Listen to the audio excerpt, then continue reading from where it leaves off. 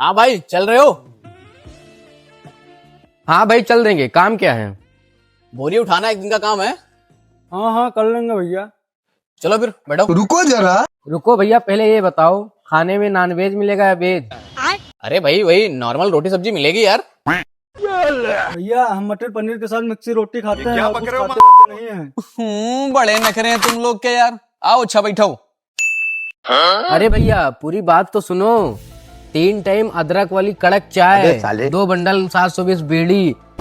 हाँ भैया, और 8 पुड़िया कमला, और काम खत्म होने के बाद 75 वाला पहुआ भी दिला देना।